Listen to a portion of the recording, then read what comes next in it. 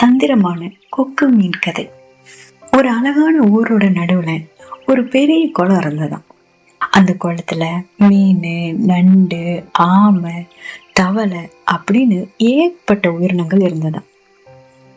அங்க கொக்கு ஒன்றும் வாழ்ந்து வந்துச்சான். அந்த கொக்குக்கு ரொம்ப வயசாயிருச்சான். அதோட கண்கள் மங்கி போய் கால்கள் தள்ளாடி அதால வேட்டையாட முடியாம ரொம்ப பசியில வாடிட்டு இருந்ததாம்.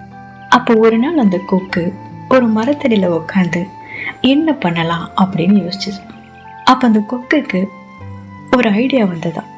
அந்த ஐடியா வந்ததும் கொக்கு உடனே அந்த குளத்துக்கு பக்கத்துல போய் ரொம்ப சோகமா முகத்தை வச்சுக்கிட்டு அழ ஆரம்பிச்சிருச்சான். கொக்கு அழுறத பார்த்ததும், கொக்கு மாமா என்னாச்சு உங்களுக்கு, ஏன் அழுறீங்க அப்படின்னு அப்பாவி மீன்கள் கேட்டுச்சான். அப்ப அந்த கொக்கு, ஐயோ பாவம், எனக்கு உங்களை பார்த்தாலே அழுகாச்சியா வருது. இன்னும் கொஞ்ச நாள்ல இந்த குளம் வத்தியே போக போகுது. நீங்க எல்லாரும் செத்து போறீங்க. உங்களெல்லாம் விட்டு பிரிய போறது நினைச்சாலே எனக்கு ரொம்ப கஷ்டமா இருக்கு அப்படின்னு புலம்பிச்சேன். அப்ப அதை கேட்ட மீன்கள் ரொம்ப அதிர்ச்சியோட, கொக்கு மாமா என்ன சொல்றீங்க? ஆனா இதுதானே எங்களோட வாழ்விடம், இதுல இருந்து தப்பிக்க ஏதாவது ஒரு வழி சொல்லுங்களேன் அப்படின்னு கெஞ்சிச்சான். அப்ப அந்த கொக்கு, இங்க பக்கத்து காட்டுல ஒரு பெரிய குளம் இருக்கு. அந்த குளம் எப்பவுமே வத்தி போகாது. ஒருவேளை உங்க எல்லாராலையும் அந்த குளத்துக்கு போக முடிஞ்சதுன்னா எந்த கவலையும் இல்லாம நீங்க ரொம்ப சந்தோஷமா அந்த குளத்துல வாழலாம் அப்படின்னு சொல்லிச்சான். அப்ப அந்த மீன்கள், ஆனா நாங்க எப்படி அந்த குளத்துக்கு போக முடியும் அப்படின்னு கேட்க, அப்ப அந்த கொக்கு தந்திரமா, எனக்கு உங்களெல்லாம் பார்த்த பாவமா இருக்கு. நான் வேணா உங்க ஒவ்வொருத்தரா என்னோட அழகுல கவ்வி கொண்டு பத்திரமா அங்க கொண்டு போய் விட்டுறேன் அப்படின்னு சொல்ல, அப்ப எல்லா மீன்களும் கொக்குவோட அந்த பேச்சை கேட்டு நம்பி கொக்கு சொன்ன அந்த குளத்துக்கு போனான்னு முடிவு பண்ணிச்சான். அப்ப கொக்கும் ஒவ்வொரு மீனா தன்னோட கூர்மையான அழகுல மெதுவா கவ்வி கொண்டு வானத்துல உயரமா பறக்க ஆரம்பிச்சிச்சான்.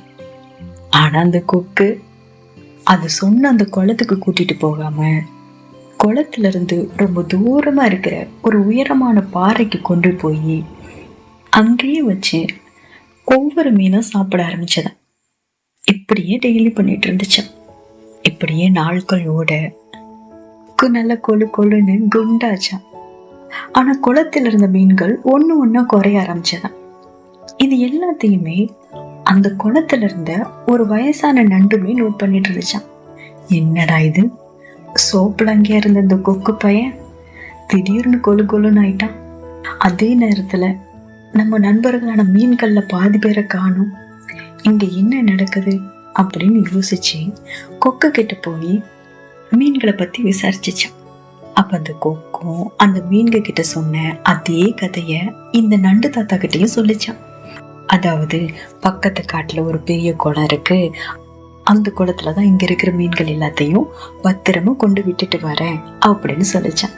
பட் இத சொல்லும் போது கொக்கோட கண்ணுல ஒரு திருட்டு பார்வைய அந்த நண்டு தாத்தா நோட் பண்ணிச்சான். அத பார்த்ததும் நண்டு தாத்தா, சரி கொக்காரே, எனக்கும் கொஞ்சம் உதவி செய்றீங்களா? எனக்கும் வயசாயிருச்சு, என்னாலையும் நடக்க முடியல, என்னையும் என் நண்பர்களோடய கொண்டு சேர்த்துருங்களேன், உங்களுக்கு புண்ணியமா போகும் அப்படின்னு சொல்ல, அப்ப அந்த கொக்கு, வழிய வந்து மாட்டிக்கிட்டானே, இவனை அப்படி அமைக்கிற வண்டிதான் அப்படின்னு நினைச்சு அந்த நண்டுவையும், உன்னையும் நான் அழகுல கவி கொள்ளட்டுமா அப்படின்னு கேட்டுச்சான். அப்ப நண்டு தாத்தா உஷாரா, அதெல்லாம் வேண்டாம் கொக்காரே, நான் உங்க முதுகு மேல ஏறிக்கிறேன், வானத்துல உங்க மேல உட்காந்து பறக்கும் போது இந்த உலகத்தையும் ரசிச்சு பார்க்கணும்னு ஆசையா இருக்கு, நீங்க என்ன அப்படியே கூட்டிட்டு போங்க அப்படின்னு சொல்லிச்சேன்.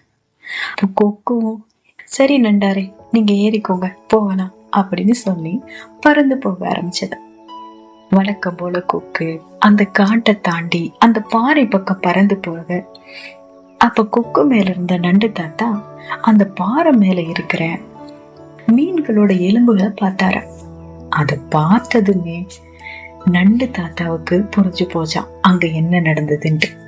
இருந்தாலும், என்ன கொக்காரே, குளத்தை விட்டுட்டு பாறைக்கு வந்துகிட்டு இருக்கீங்க அப்படின்னு கேட்க, அப்ப கொக்கு ஒரு கொடூரமான சிரிப்போட, அட நண்டு தாத்தா, நீ ரொம்ப முட்டா பையன்டா. உன்னையும் இதோட சேர்த்தரலான்னு தான் தொக்கா தூக்கிட்டு வந்திருக்கேன். இன்னைக்கு எனக்கு நண்டு விருந்துதான் அப்படின்னு சொல்ல, அப்ப நண்டுக்கு கோபத்தால கேரிச்சான்.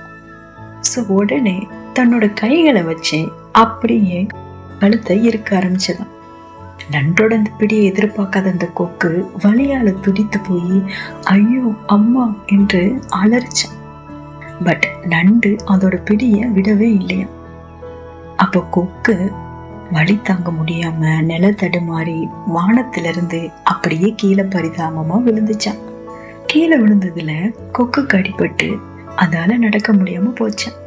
அப்ப நண்டு அதோட கழுத்திலிருந்து கீழே இறங்கி வந்து, உன்னை நம்பினவங்களுக்கு நீ துரோகம் பண்ணிருக்க கூடாது கொக்காரே, இந்த தண்டனை உனக்கு தேவைதான் அப்படின்னு சொல்லிட்டு குளத்துல மீதி இருந்த மீன்களை காப்பாத்தின சந்தோஷத்தோட அந்த நண்டு தாத்தா அங்க இருந்து பழையபடி நடந்தே தன்னோட குளத்துக்கு வந்து சேர்ந்தார.